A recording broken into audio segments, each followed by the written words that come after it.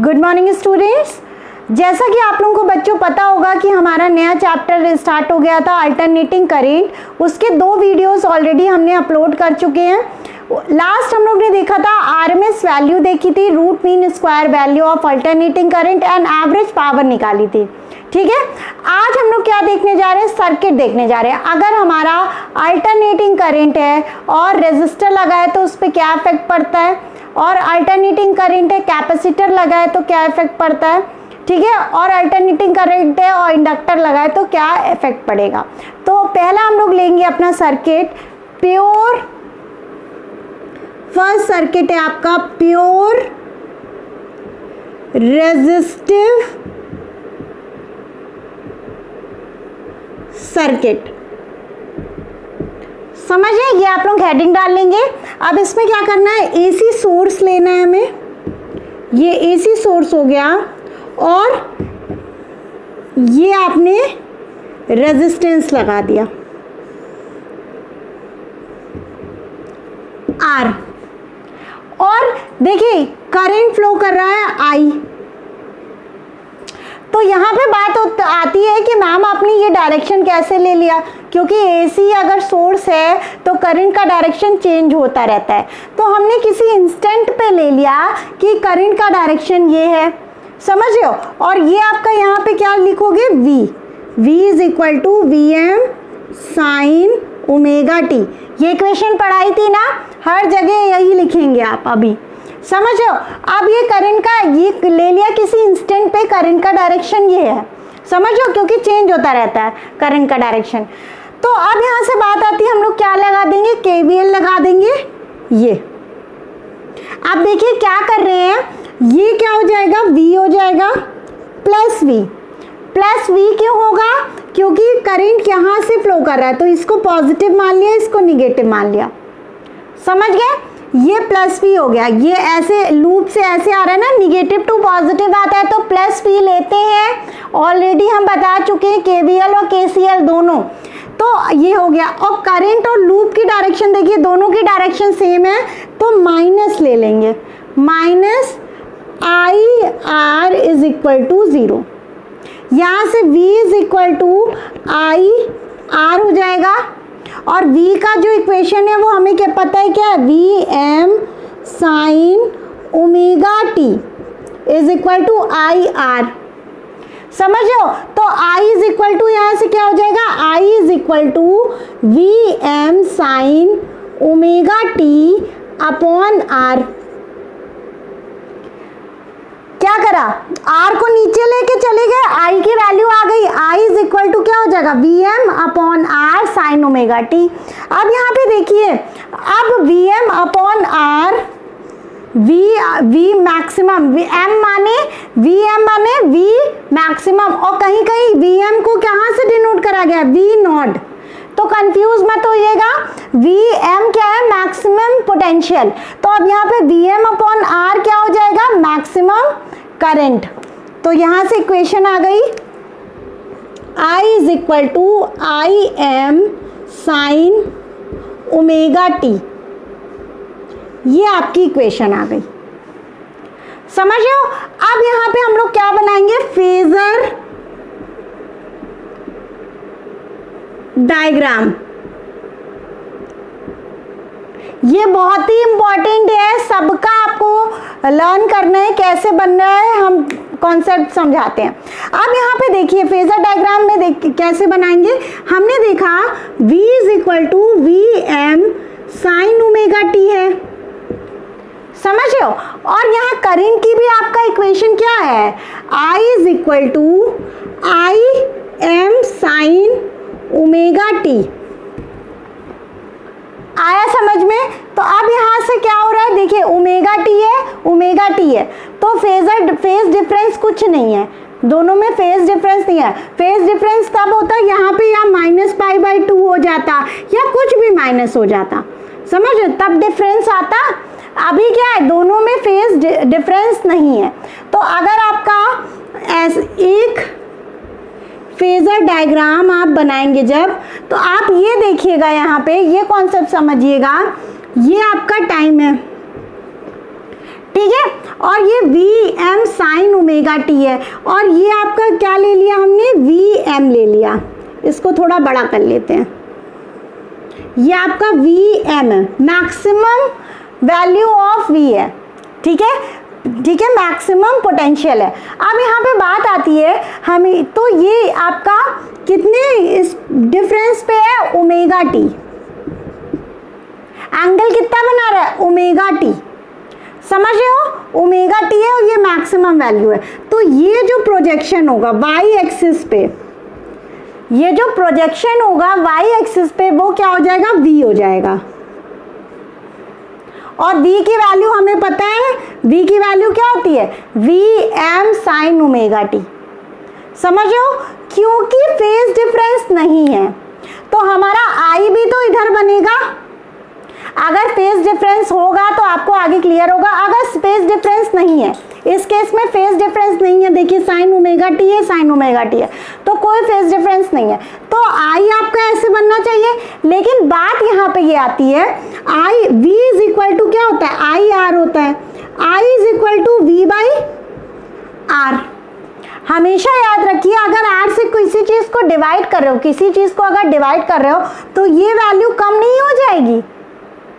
ये अगर मान लो 4 है और 2 से डिवाइड कर दे तो I की वैल्यू 2 हो जाएगी, मतलब पोटेंशियल से कम हो जाएगी ना, तो ये जो I की वैल्यू है कम बनेगी और ये क्या होगा, I मैक्सिमम, समझ लो।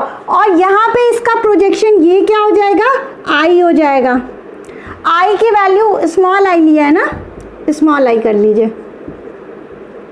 और ये I हो जाएगा, समझ रहे हो। ये कॉन्सेप्ट समझाया है कि अगर r से डिवाइड कर रहे हो, किसी वैल्यू को डिवाइड करते हैं तो ये जो वैल्यू हो जाती है वो क्या हो जाती है, कम हो जाती है, समझ गए। तो हमेशा याद रखिएगा Vm से I जो आएगा, ये डिस्टेंस आई है V की, और I की कितनी डिस्टेंस आई है, ये प्रोजेक्शन कितना आया, ये लेंथ आई है, समझ रहे हो, क्लियर हुआ ये चीज। ये हो गया आपका फेजर डायग्राम। और अगर आपको मान लीजिए बाद में हम लोग यूज करेंगे, अगर फेज डिफरेंस नहीं है तो इसको क्या कर देंगे, ये हो जाएगा V और I, ठीक है, मतलब जब न्यूमेरिकल करेंगे तो अगर फेज डिफरेंस नहीं है तो ऐसे बनाएंगे, ठीक है, और एक्चुअल ये होता है, समझिए। Im कम लोगे, एरो कम पे बनाइएगा और इसका प्रोजेक्शन भी कम बनेगा। ये हो गया कॉन्सेप्ट, इसको नोट डाउन कर लीजिए। एक वेव फेजर डायग्राम है, उसको बनाना है, अभी हम बनाते हैं, इसको पहले नोट डाउन कर लिए, प्रॉपर बनाइएगा एकदम इसे।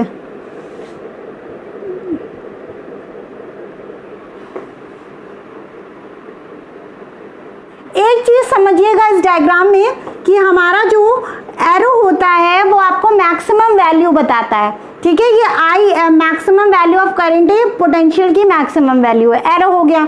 और जो ये प्रोजेक्शन है, ना हो तो लिख लीजिए, जो ये प्रोजेक्शन है यहाँ पे इसका, वो क्या आपको बताएगा, इंस्टेंटेनियस पोटेंशियल और इंस्टेंटेनियस करंट, समझ गए। ये चीज लिख लीजिएगा, नहीं हो नोट्स में।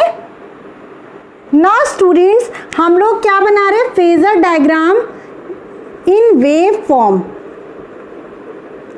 वेव डायग्राम लिख लीजिए, या तो डायग्राम, ठीक है।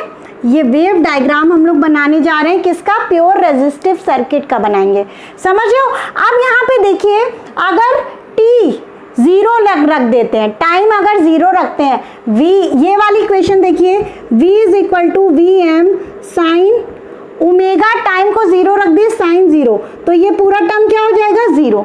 सेम अगर इसमें देखेंगे तो I is equal to Im sine 0, तो ये पूरा टर्म क्या हो जाएगा, 0। तो अब यहाँ से समझ में आया कि यहाँ पे फेज डिफरेंस तो आया ही नहीं, फेज डिफरेंस नहीं आया तो आप कैसे बनाओगे इसे, देखिएगा।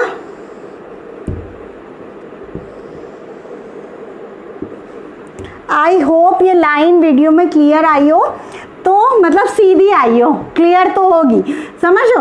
तो ये आपका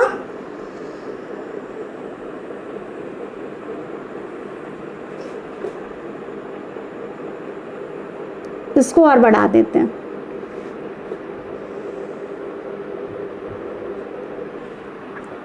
ठीक है, ये हो गया। एम्पलीट्यूड इसका देखिएगा थोड़ा सा, समझ गए? ये आपका क्या हो गया, ये आपका हो गया Vm। मान लिया इसको, ये क्या है, Vm है, मैक्सिमम वैल्यू है, या इसको V मान लिया। ये वाला आपका डायग्राम क्या बता रहा है, कर्व बता रहा है आपको V, ठीक है, पोटेंशियल बता रहा है, जिसकी वैल्यू क्या होती है, Vm sine omega T. Sign omega T का ग्राफ ऐसे ही बनता है, समझ लो। तो यहाँ पे ये हो गया। अब बात ये आती है, अगर ये ज़ीरो है तो हमारा करंट भी ज़ीरो आ रहा है, मतलब ये यहीं से दोनों स्टार्ट हो रहे हैं, इतना समझ में आ रहा है। और लेकिन करंट की वैल्यू क्या होती है, कम होती है, अभी बताया मैंने। तो ये थोड़ा सा आप ऐसे बना देना,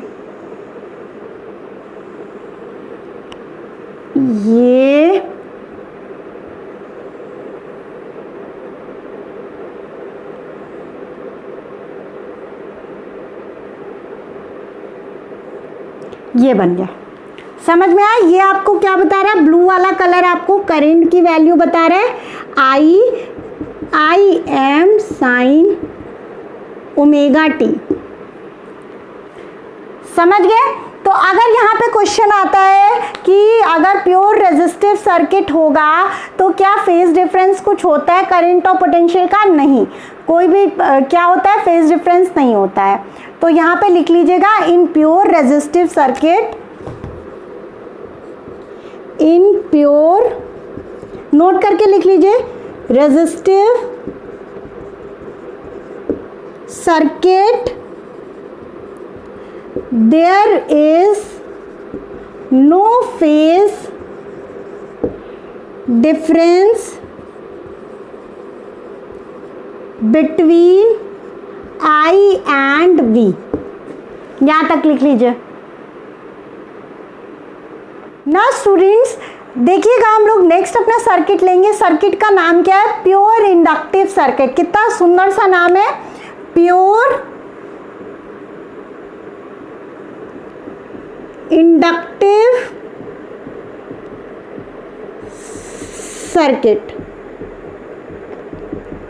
तो बात यहाँ पे ये आती है कि हम एक एसी सोर्स लेंगे, उसे इंडक्टर से कनेक्ट कर देंगे।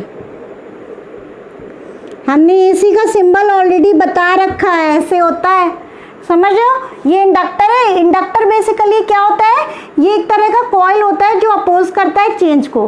क्या होता है, करंट फ्लो करेगा, ठीक है, करंट फ्लो करने से मैग्नेटिक फील्ड आ जाएगी, मैग्नेटिक फील्ड आ जाएगी जो कि फ्लक्स चेंज करेगी, फ्लक्स चेंज होगा, फ्लक्स चेंज होने की वजह से क्या होगा, ईएमएफ इंड्यूस्ड हो जाएगा।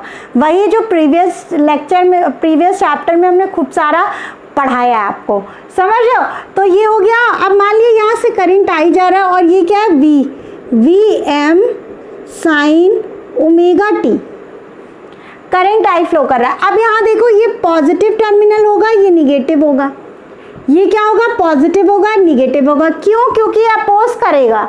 अपोज तभी करेगा ना कि ये पॉजिटिव टर्मिनल, ये भी पॉजिटिव टर्मिनल, तभी तो अपोज होगा। अगर ये निगेटिव हो जाता तो ये एक्सेप्ट कर लेता। तो यहाँ से ये हो गया। ये इंडक्टर लगा, ये कॉइल होती है, ये भी बता चुके हैं। अब यहाँ पे केवीएल रूल लगा लीजिए, केवीएल, ठीक है। अब यहाँ पे देखिए, यहाँ पे क्या होगा, ये क्या है, निगेटिव से पॉजिटिव, ऐसे लूप घुमा, निगेटिव से पॉजिटिव, तो प्लस वी।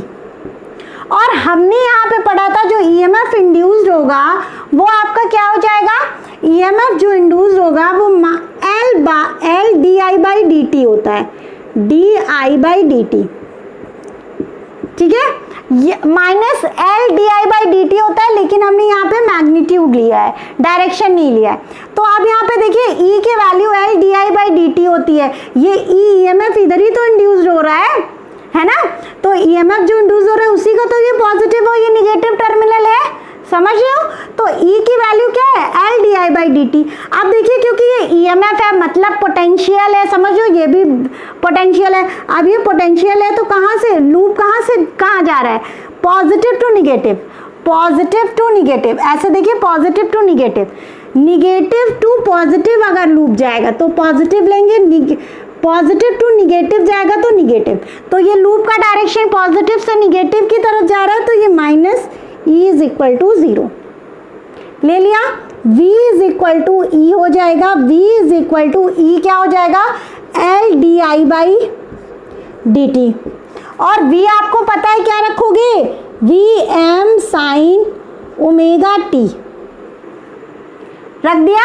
v की जगह V M sine omega T is equal to L D I by D T. यहाँ तक समझ में आया। अब इसके आगे करते हैं, इसको पहले नोट डाउन कर लीजिए, तब तक हम रब कर देते हैं।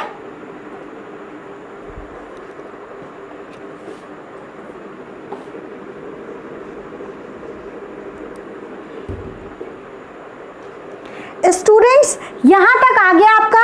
अब यहां से बात आती है, आप क्या करिए, क्रॉस मल्टीप्लाई कर दीजिए। dt को इधर ले जाइए, dt को इधर ले जाइए, dt को इधर मल्टीप्लाई कर देंगे तो क्या हो जाएगा, V M sine omega T D T is equal to L D I. D T को इधर ले गए हो तो यहाँ पे क्या बचेगा, एल डी आई बचेगा, एल डी आई। इसका मतलब क्या है, L D I is equal to V M sine omega T D T. ठीक है, अब L को नीचे ले जाओ, D I is equal to V M upon, अरे बाबा यहाँ पे L था मल्टीप्लाई में, इधर जाएगा तो वी एम से डिवाइड हो जाएगा कि नहीं, समझ रहे हो। अब इसको इधर डिवाइड करा तो ये हो जाएगा sign omega T D T. बस कुछ नहीं करा, L महाराज यहाँ बैठे थे, इसके नीचे लेके चले गए हम लोग, समझ गए। तो अब यहाँ पे ये चीज आ गई, आप क्या करोगे, ऑफ कोर्स ही बात है, डी आई है तो इसको क्या करोगे, इंटीग्रेट कर दोगे। तो यहाँ से D I is equal to V M upon L sine omega T D T. समझे, ये क्या हो जाएगा, आई हो जाएगा, और यहाँ पे वी एम अपॉन एल बाहर आ जाएगा, और sign omega T D T हो जाएगा। हमने बताया था साइन, देखिए यहाँ पे लिख लीजिए, sign omega T D T क्या होता है, integration minus cos omega T upon omega. ये बता चुके हैं, जो बच्चे कंफ्यूज्ड है लिख लो, नहीं याद हो रहा है तो हर जो डेरिवेशन है उसके पास लिख लो, लास्ट में जाके सबको कंपाइल कर देना, ठीक है। तो यहाँ पे ये हो गया साइन ओमेगा टी का डिफरेंशिएशन, सॉरी इंटीग्रेशन। देखो कितना पसंद है, प्रीवियस लेक्चर में हमने बोला था कि हमको डिफरेंशिएशन बहुत पसंद है, तो इंटीग्रेशन की जगह डिफरेंशिएशन हो जाता है। तो ये इंटीग्रेशन है, साइन ओमेगा टी का क्या होगा, minus cos omega T upon omega, समझ रहे हो। और I इज इक्वल टू यहाँ से क्या हो जाएगा, minus V M upon L, omega भी लिख लो, ओमेगा इधर कर दिए हम, ठीक है, यहाँ कॉस ओमेगा टी। अब बात ये आती है, अभी तक जितनी भी आपने इक्वेशंस पढ़ी थी, यहाँ पे क्या है, साइन ओमेगा टी, तो आप जब कंपेयर करोगे तो यहाँ पे भी साइन ओमेगा टी होना चाहिए, जो कि नहीं है। तो उसके लिए हम क्या करेंगे, एक फॉर्मूला और लगाएंगे, छोटू सा यहाँ पे लिख देते हैं कि sine 90 minus theta cos theta है, समझ लो। तो साइन पाई 90 को क्या लिख सकते हो, pi by 2, sine pi by 2 minus omega T is equal to cos omega T. अरे थीटा की जगह ओमेगा टी लिखो, समझो, 90 की जगह पाई बाय 2, 90 मतलब पाई बाय 2 ना, पाई 180 होता है, तो 180 बाई 2 90, तो ये हो गया sine pi by 2 minus omega T is equal to cos omega T. तो ये कॉस ओमेगा टी है, इसको हम लोग क्या लिख सकते हैं, sine pi by 2 minus omega T. तो यहाँ से I is equal to minus V M omega L sine pi by 2 minus omega T.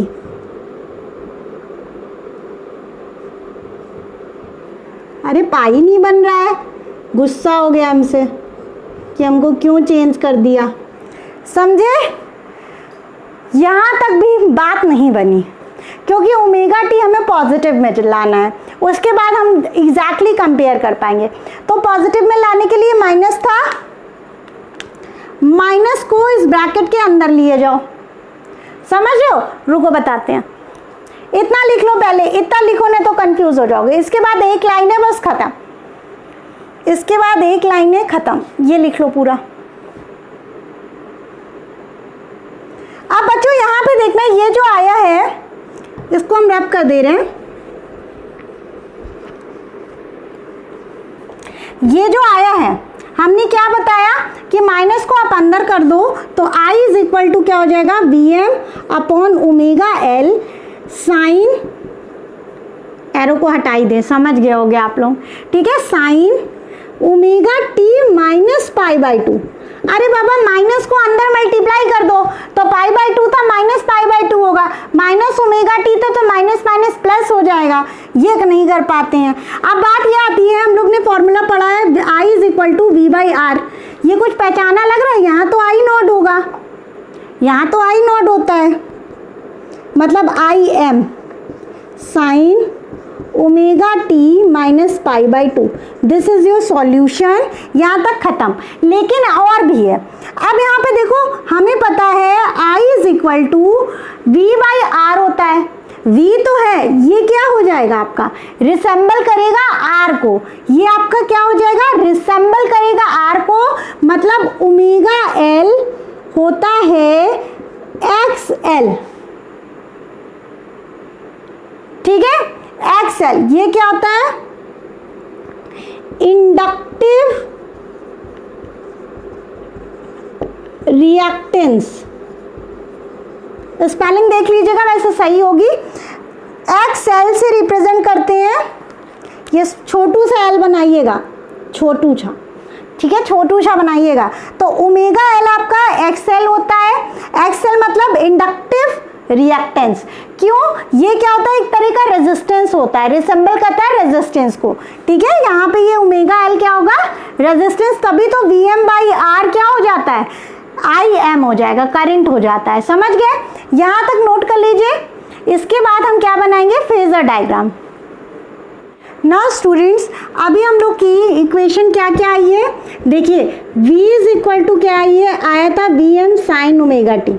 ये तो हमें पता रहता है, समझ रहे हो। अभी हमारा जो करंट आया प्योर इंडक्टिव सर्किट के केस में I इज इक्वल टू आया Im sign omega T minus pi by to. समझे? तो यहां से आपको क्या पता चला, इसको अगर लिखेंगे, नोट करके लिखिए, current lags behind the voltage, behind the current lags behind the voltage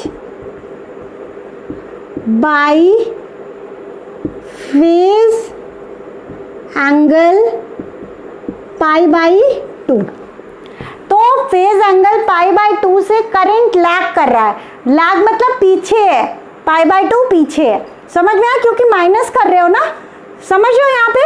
तो अब यहाँ पे अगर आप वो बनाएंगे फेजर डायग्राम तो कैसे बनाएंगे, अब देखिएगा, ये आपका प्रोजेक्शन के लिए y एक्सिस हो गया, ये आपका t हो गया, समझ रहे हो। तो अब यहाँ पे देखिएगा कि Vm का तो हमने ये बना दिया, ये Vm हो गया, थोड़ा सा और बना दे, मैक्सिमम वैल्यू हो गई। अब ये हो गया प्रोजेक्शन V, समझ रहे हो।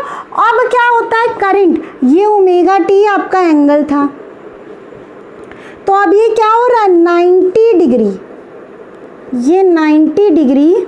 करंट का थोड़ा सा एरो नीचे करिएगा, ये डिस्टेंस से मत रखिएगा, छोटा होता है ना तो एरो कम बनाइएगा, समझ रहे हो। ये जो होता है आपका, ये होता है I m। समझ रहे हो क्यों ऐसा करा? ये 90 डिग्री का फेज डिफरेंस आना चाहिए, 90 डिग्री का फेज डिफरेंस आना चाहिए। अगर आपको ऐसे नॉर्मली बनाते तो v और ये I बना देते। तो ये देखिए 90 डिग्री लैग कर रहा है करंट v से, ये हो जाता। समझ रहे हो? तो ये v बताएगा और ये आपका प्रोजेक्शन I बताएगा। यहां तक समझ गए? लिख लो, current lags behind the voltage by phase angle π/2। Now students, हम लोग क्या करेंगे, इसका वेव फेजर डायग्राम बनाएंगे। तो ये तो लिखा हुआ है, हमें पता है जो I करंट है वो π/2 फेज डिफरेंस से लैग कर रहा है। तो अब यहाँ पे देखिएगा कि आपने ये V का बना दिया, पहले V का बना दीजिएगा जिसकी वैल्यू होती है Vm sin ओमेगा t। ये आपका t रहता है, x एक्सिस पे आप क्या बनाओगे, t बनाओगे, ठीक है, ये t। तो यहाँ पे देखिएगा ये हो गया, पहले आपने क्या बना लिया, v का बना लिया, ब्लैक वाले से बनाए दिख रहा है। अब आपका क्या कह रहा है, यहाँ पे देखिएगा अगर t की वैल्यू आप 0 पुट करते हो तो v क्या हो जाएगा, 0 पुट हो जाएगा, 0 हो जाएगा। लेकिन अगर आप यहाँ पे 0t की वैल्यू पुट करते हो तो साइन -π/2 हो जाएगा। मतलब ये निगेटिव एक्सिस से स्टार्ट होगा, ठीक है, निगेटिव एक्सिस से स्टार्ट होगा, लेकिन ये क्या होगा, थोड़ा सा इससे जो पीक वैल्यू होगी इससे थोड़ा सा कम लीजिएगा। समझ लो? और ये जो है इसको बनाओगे, कैसे बनाओगे देखना, यहाँ पे थोड़ा सा ध्यान देना कि जो आपका ये पीक वैल्यू थी, ये आपकी पीक वैल्यू थी किसकी, V की। तो करंट यहाँ पे क्या हो रहा है, 0 हो रहा है। और यहाँ पे क्या है, V, ब्लैक वाली इंक देखिएगा, V 0 है, तो करंट आपका क्या है, मैक्सिमम है। समझो? जहाँ पे आपका पीक वैल्यू V जो है, ये पीक वैल्यू थी मिड पे, ये आपका पीक वैल्यू V जो है ब्लैक वाले से जो रिप्रेजेंट कर रहा है वो क्या है, मैक्सिमम है, तो ये क्या हो जाएगा, 0। और जहाँ मिनिमम है, ये मिनिमम है, और ये तो ये क्या हो जाएगा, मैक्सिमम हो जाएगा। इसे बना लो अच्छे से, ठीक है, आप लोग बना लीजिएगा। ये t रिप्रेजेंट करता है और ये ब्लू वाला क्या है, I है, Im sin ओमेगा t। ये हो गया आपका wave phasor diagram. Now students, हमारा नेक्स्ट जो सर्किट लेंगे हम लोग, क्या लेंगे, प्योर कैपेसिटिव सर्किट। मज़ा आ रही है?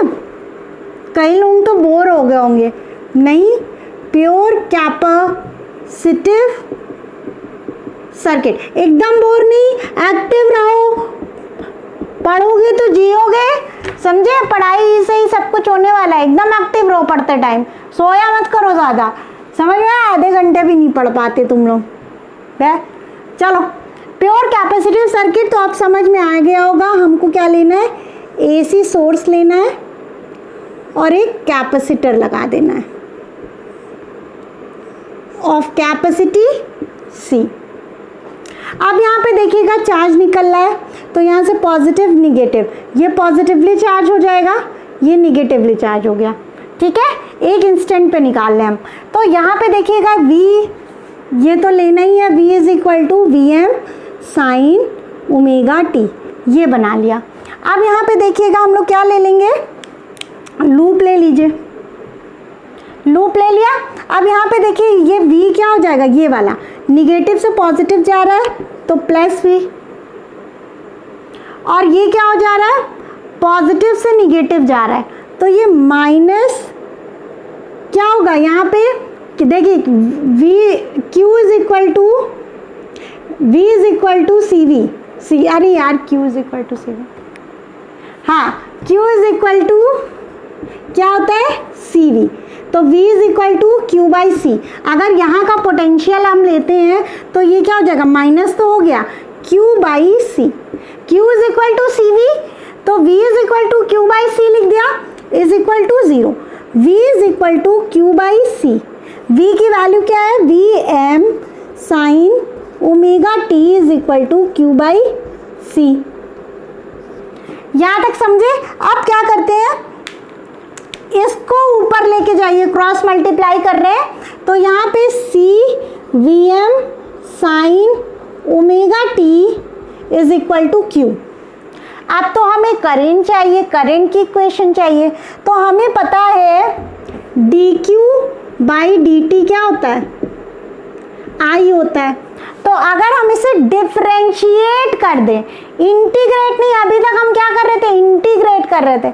अगर हम डी इसको पूरी इक्वेशन को क्या कर दें, डिफरेंशिएट कर दें, तो आ जाएगा आपका करंट। मतलब इसको पूरा डिफरेंशिएट कर दें तो क्या हो जाएगा, d q by D T is equal to d d t of, ये d d t of q हो गया, यहाँ पे d d t of v M sine omega t, v M sine omega t. और क्या था, सी भी तो था, यहाँ पे सी बाहर लिख दिया, समझ रहे हो, सी भी था, ये सी है, सी फॉर पता नहीं कैट, ठीक है। D q by D T is equal to C, v m भी बाहर ले लो, d d t of sine omega T, समझ रहे हो। तो अब यहाँ से v इज इक्वल, ये तो इधर का था, है ना, तो D q by D T क्या हो जाएगा, आई हो जाएगा, ये आपका क्या हो जाएगा, आई हो जाएगा। अब यहाँ पे मुद्दा समझिएगा, बहुत मुद्दे आपने देखे हैं। साइन ओमेगा टी का डिफरेंशिएशन क्या होता है, साइन ओमेगा टी का D d t of sine omega T होता है cos omega T into omega. Sign omega T का क्या होगा, कॉस ओमेगा टी, और ओमेगा टी का ओमेगा, ठीक है। तो यहाँ पे ये क्या हो जाएगा, omega sine cos omega t और ओमेगा टी का ओमेगा, तो ये क्या हो गया, सी omega V M cos omega T. अभी हमने समझाया कि अगर ये साइन में है तो कंपेयर हम किस में करेंगे, इसे साइन में करना है। तो यहाँ पे फिर से फॉर्मूला लग जाएगा, I is equal to C omega V M, cos omega T को हम क्या लिख सकते हैं, sine omega T plus pi by two. क्यों ऐसा कर दिया, देखिएगा, साइन 90 मतलब pi by two plus theta is equal to cos theta होता है, ठीक है।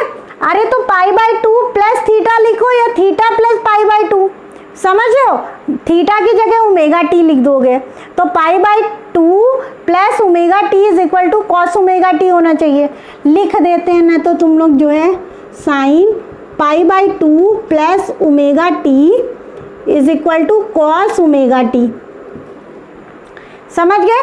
तो यहाँ से I is equal to C omega V M, यहाँ पे साइन, अच्छा लिख चुके हैं, omega T plus pi by two, pi by two omega T लिखो, प्लस ओमेगा टी लिखो या omega T plus pi by two, same बात होगी, प्लस है क्योंकि बीच में, समझ रहे हो। अब यहाँ पे देखिए, यहाँ पे हमें कुछ दिख रहा है, वी एम तो है, अगर क्यों आई, ये पूरा क्या होना चाहिए, आई एम होना चाहिए।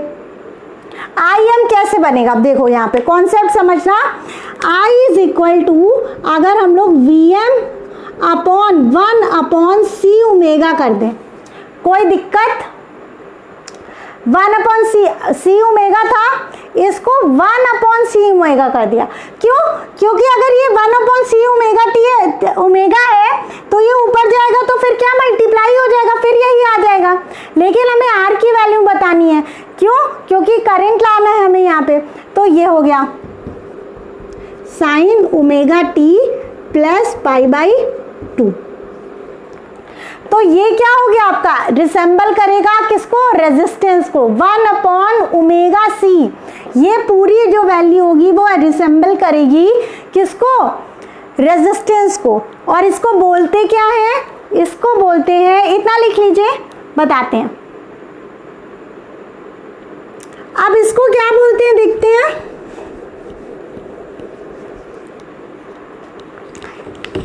I is equal to I M sine omega T plus pi by 2।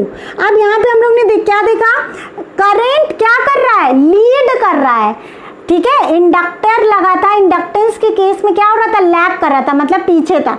अब यहाँ पे क्या कर रहा है, पाई बाई 2 आगे है, ठीक है। तो ये हो गया आपका। और 1/CW क्या होता है, XC होता है, ये यहीं पे खत्म है, इसके आगे लिखना भी है। XC होता है, ये क्या होता है, कैपेसिटिव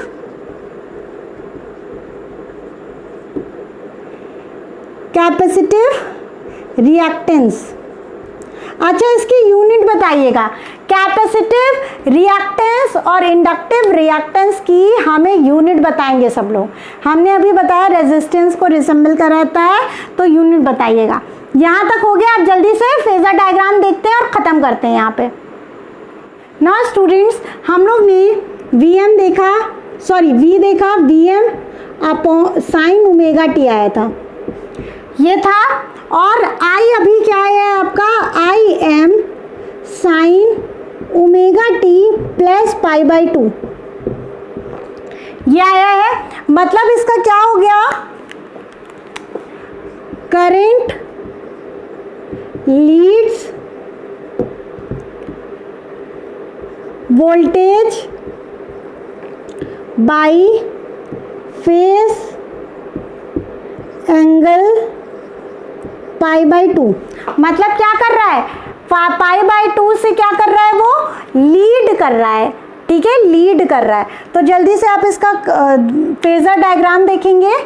ये क्या बना रहे हैं, फेजर डायग्राम, बहुत इंपॉर्टेंट कॉन्सेप्ट है। ये हमने VM बनाया था मैक्सिमम, और ये क्या हो जा रहा था, V। अब ये ओमेगा टी था और कह रहा है VM से लीड कर रहा है। जब लैग कर रहा था तो पीछे ले जा रहे थे, लीड कर रहा है तो आगे ले जाओ, कितना, 90। और थोड़ा सा छोटा रखना, ये छोटा रखना, बार बार हम नहीं बताएंगे क्यों कह रहे हैं हम ये चीज़। ये हो गया। और ये पूरा कितना होना चाहिए, 90 डिग्री, ये हो गया। अब यहाँ पे अगर, ठीक है, इतना नोट कर लो। अब हम क्या बनाएंगे, वेव फेजर डायग्राम बनाएंगे इसका। स्टूडेंट्स, प्योर कैपेसिटिव सर्किट के लिए डायग्राम देख लीजिएगा, वेव डायग्राम। अब क्योंकि क्या कह रहा है, हमारा करंट जो था वो लीड कर रहा था पाई बाई 2 से। तो ये यहाँ से स्टार्ट होगा, जब लैग कर रहा था तो नीचे से स्टार्ट हो रहा था, ये यहाँ से स्टार्ट होगा, और जब ये मैक्सिमम होगा तो ये क्या हो जाएगा, 0 हो जाएगा, समझ रहे हो। और जब ये मिनिमम होगा तो ये क्या हो जाएगा, मैक्सिमम हो जाएगा। मतलब वोल्टेज ब्लैक वाला जब मैक्सिमम होगा तो ब्लू वाला आप उसी पॉइंट पे देखोगे क्या हो जाएगा, 0, समझ लो। और जब आपका ये ब्लैक वाला 0 इस वाले एक्सिस पे 0 पे रहेगा, मतलब ये कट करेगा, वहाँ पे ये क्या हो जाएगा, करंट मैक्सिमम हो जाएगा। ऐसे करके आपको बनाना है। ये हो गया आपका ख़त्म ये टॉपिक। इसके बाद हम लोग कम्बिनेशन ऑफ सर्किट्स देखेंगे। मतलब क्या करेंगे, LC सर्किट लेंगे, CR सर्किट लेंगे, सारे सर्किट को कंबाइन का दो को एक साथ लेंगे, फिर LCR सर्किट लेंगे। तो इतना आप कर लीजिएगा। बेटा ये नहीं आया ना तो चैप्टर नहीं समझ आना है, समझो, 2 बार देखो, 3 बार देखो। अगर आपको चाहिए कि अच्छे मार्क्स चाहिए तो बेटा आपको मेहनत करनी है। कोई टीचर शरबत तो नहीं बना सकता, आपको पिला दिया तो एकदम से 98 ले आए, नहीं ना, कि गोली खा के सुबह गए दिमाग काम करने लग गया, ऐसा कोई उपाय नहीं है। तो पढ़ना आप ही को है।